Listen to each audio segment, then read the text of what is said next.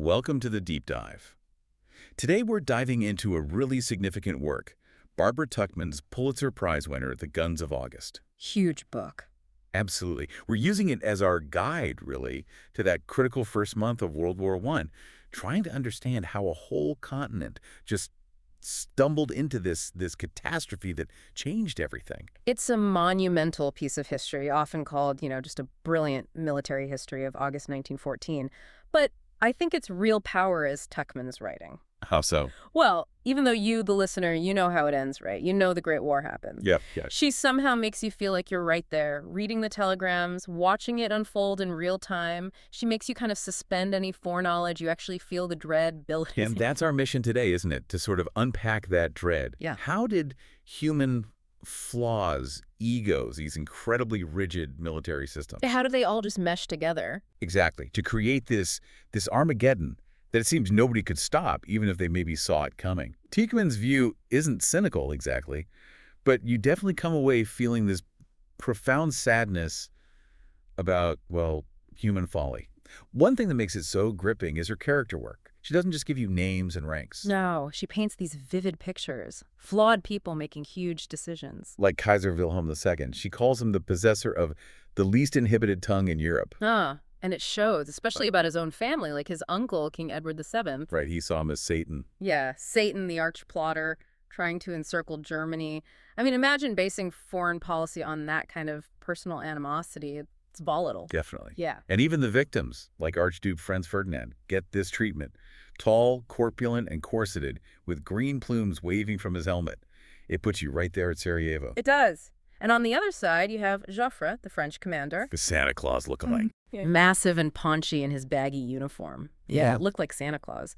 But Tuchman immediately says, don't be fooled. None of the warmth or the simple kindness you'd associate with that image. So these personalities, they're driving the systems.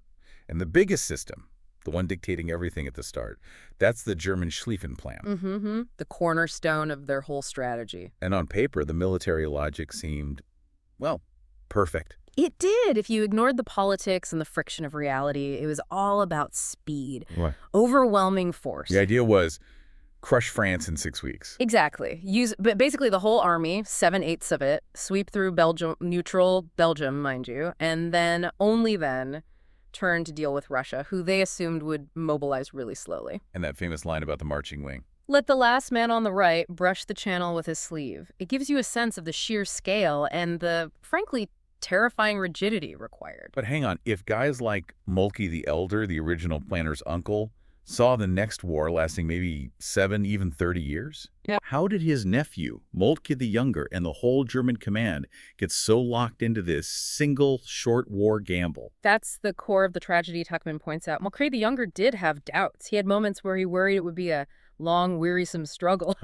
But the institution, the general staff, the whole military culture demanded what they saw as the simple solution of decisive battle. A short war was easier to plan, easier to sell. Easier than planning for the alternative. Precisely. It meant they didn't have to prepare for the harder alternative, the long slog. So the system, in a way, refused to see the limits of its own blueprint. Which leads us right into that moment where everything becomes irreversible. The mobilization crisis. Yeah. Tuchman's image for pre-war Europe is brilliant. The heap of swords piled as delicately as jackstraws. Yes.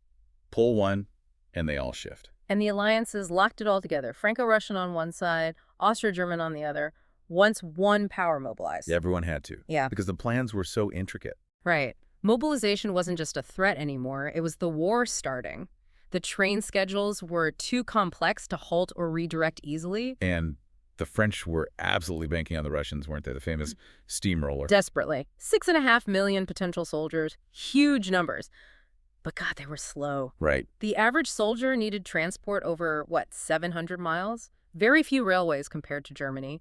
And promotions often went by favoritism, not ability. Yet the French needed them fast. They did. So the Russians made this promise, launch a major attack by M14. That's mobilization day, plus 14 days August 13th. To draw German troops away from France. Exactly. Tuchman calls it a sacrifice for an ally. They knew they'd be attacking before they were fully ready without all their supplies concentrated. A huge gamble for them, too. You can almost feel the panic rising when you read about August 1st in Berlin. That moment, the whole military machine almost ground to a halt. Yeah, the Kaiser gets this garbled diplomatic message. Makes him think Britain might stay out if Germany only attacks Russia. Right. A misunderstanding via Gray and Lichnowsky. So the Kaiser is thrilled. He thinks he can just fight Russia.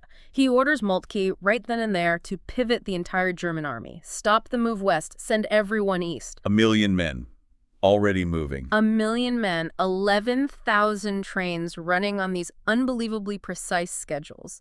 Moltke was, well, Tuchman describes him as aghast, horrified. I bet. He basically tells the Kaiser it's impossible. You can't just improvise this.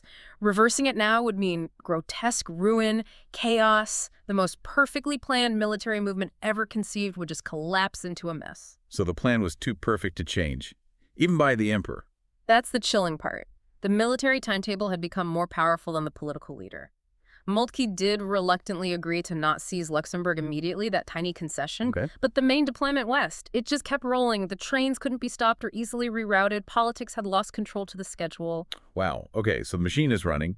And then we had two key flashpoints that Tuchman highlights, things that really escalated things globally. First, Belgium. Yeah, the unexpected resistance. The Germans genuinely thought Belgium wouldn't fight. Maybe just, make a token protest, line up her army along the road, as Tuchman puts it. But King Albert said no. He did. A quiet man, apparently disliked ceremony, studied everything from mining to planes. But he was firm on defending neutrality. His 3rd Division held the key city of Liège. Now, how much did that actually delay the Germans? Good question. Later analysis says probably only about 2 days, maybe a bit more. Not the 2 weeks people claimed at the time. But the impact was immense. Tuchman argues Liège gave the Allies a pause and an example. That defiant no galvanized opinion worldwide, especially in Britain and America. It framed the war morally. Okay, so Belgium is crucial morally. Right. What's the second flashpoint? We go south to the Mediterranean. The escape of the German battlecruiser, the Goeben. Ah, yes. The ship Tuchman actually saw as a child. Incredible personal connection, isn't it? She saw the smoke from the pursuing British ships when she was 2 on a cruise to see her grandfather in Constantinople. So what happened? Why did the British let it get away? It was a combination of factors. A cautious British admiral, Milne, worried about facing a superior force he didn't know the Goeben was alone. Plus, really confusing orders coming from the Admiralty in London. Bottom line, the Goeben slipped through. And reached Constantinople. What was the big deal about one ship getting to Turkey? Catastrophic deal. It basically strong-armed Turkey into joining the war on Germany's side, which immediately closed the Black Sea to the Allies. Russia was cut off. 98% of its exports just stopped. No Allied supplies could get in easily. Tuchman says it shaped Middle Eastern history from that day to this. Huge consequence. Okay, so back on the Western Front, while the Germans are grinding through Belgium, the French launched their own offensive, Plan 17. Yes, Plan 17. Based entirely on the offensive, a outrance offense to the extreme, and this mystical belief in élan vital. The vital spirit. The idea that French fighting spirit, this all-conquering will, could overcome anything, numbers, machine guns, artillery, didn't matter as much as pure élan. So they planned to attack head-on. Pretty much. Massing forces in the center, aiming for Alsace-Lorraine. They knew the German right wing coming through Belgium would be strong, but they almost welcomed it. How could they welcome the strongest part of the enemy attack? Their thinking was, well, if the German right is that strong, they must have weakened their center to do it. So much the better for us, they literally said. Attack the weak spot. It sounds like wishful thinking. It was worse. It was a complete denial of intelligence showing the Germans were strong everywhere. They walked right into it. Kind of result. Disaster. The French armies in the Ardennes and Lorraine were hammered. Superior German numbers, better training for that kind of encounter, and crucially, German heavy artillery. Which the French didn't really value, right? Yeah. They loved their mobile 75mm field guns. Exactly. They sort of despised the big, heavy guns. Fatal mistake. The Elan couldn't overcome high explosives and machine guns. Plan 17, Tuchman writes, lay derelict among the bodies. A total failure. While all this is happening in the West, the Russians are fulfilling their promise in the East, paying a heavy price. A terrible price. Tannenberg. Their Second Army was effectively destroyed. The Germans under Hindenburg and Ludendorff took something like 70,000 prisoners. How did the Germans manage such a decisive win there? Partly skill, partly speed. But Tuchman highlights a shocking factor. The Russians were sending vital operational messages, troop movements, plans by wireless radio, Okay. completely unencrypted, in clear.